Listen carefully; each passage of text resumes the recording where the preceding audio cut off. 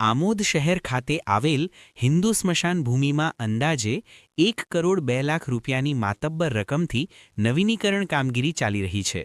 જો કે આ કામગીરી દરમિયાન કોન્ટ્રાક્ટર દ્વારા જીસીબી મશીનથી બેદરકારીપૂર્વક કામ કરાતા સ્મશાનમાં આવેલી અન્ય સુવિધાઓને નુકસાન પહોંચાડવામાં આવ્યું હોવાના આક્ષેપો સામે આવ્યા છે। સ્થાનિક હિન્દુ સમાજના યુવાનોના જણાવ્યા મુજબ સ્મશાનમાં સમાજ દ્વારા મુકાયેલા બેસવા માટેના બાંકડા, પેવર બ્લોક્સ તેમજ અંતિમ સંસ્કાર માટે બનાવેલી ચિતાની વ્યવસ્થા તોડી પાડવામાં આવી છે। આ અંગે હાજર યુવાનો દ્વારા તાત્કાલિક નગરપાલિકાના મુખ્ય અધિકારીને ટેલિફોન દ્વારા જાણ કરવામાં આવી હતી।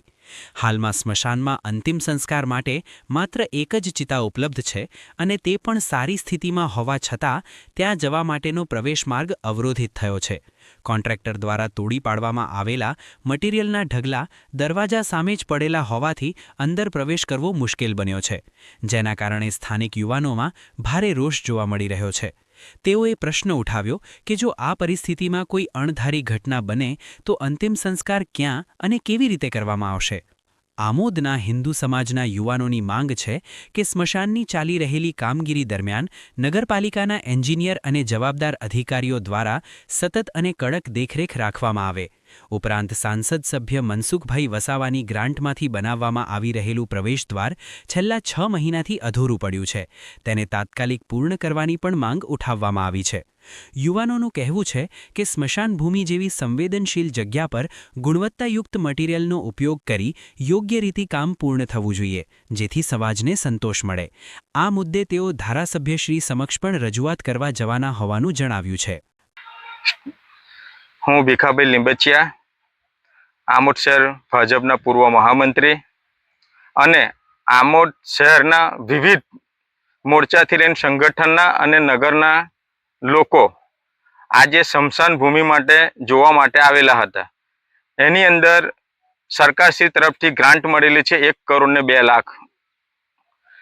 તારા પછી એજન્સી નિમાઈ છે, કોઈ બી એજન્સી હશે, એ એજન્સીએ જીસીબી દ્વારા સ્મશાન ભૂમિ ઉપર જીસીબી ફેરવીને કમિટીના સભ્યોને બી કીધું નથી અને નુકસાન કરેલું છે। એની અંદર 10 બાસ્તિલ હતી, નવી ચેર બનાવેલી હતી કમિટીએ અને કોઈપણનું ધ્યાન દોર્યા વગર આ નુકસાન પહોંચાડ્યું છે। અને હાલમાં આમોદ નગરની અંદર કોઈ પણ મૃત્યુ પામે તો અંદર જવાનો રસ્તો પણ રાખવામાં આવેલો નથી। એટલે આજે રજાનો દિવસ હતો એટલે બધા ભેગા થયા કે ચાલો સ્મશાન બાજુ જઈએ, થોડું શું કામ છે જોવા માટે।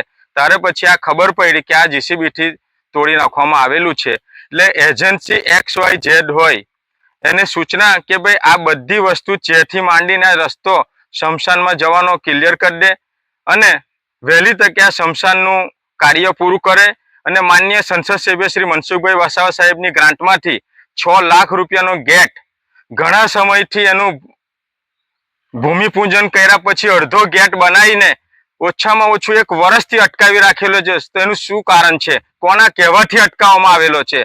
તો આ ગેટ તાત્કાલિક પૂરો થાય અને આ સ્મશાનની કામગીરી વ્યવસ્થિત થાય અને ભાવના સાથે ભારત માતા કી જય। આ અનુસંધાને તમે મુખ્ય અધિકારીને શું રજૂઆત કરશો? મુખ્ય અધિકારીને મારે આજે ટેલિફોનિક વાતચીત થઈ સવારમાં કે ભાઈ આ સ્મશાનનું જે લોક ચર્ચા થઈ છે કે ભાઈ બાસ્તિલો તોડી નાખી છે, અંદર ચેર તોડી નાખી છે અને જવાનો રસ્તો રાખ્યો નથી, તો નગરજનો માટે ભગવાન કોઈને આ ઘટના ના બનાવે પણ આકસ્મિક મૃત્યુ થાય તો ત્યાં કેવી રીતે લઈ જવું એની કન્ડિશન આ પત્રકાર લોકોએ જોઈ જ છે અહીંયા। એટલે અમે કાલે સોમવારે ચીફ ઓફિસર સાહેબને પણ રજૂઆત કરીશું।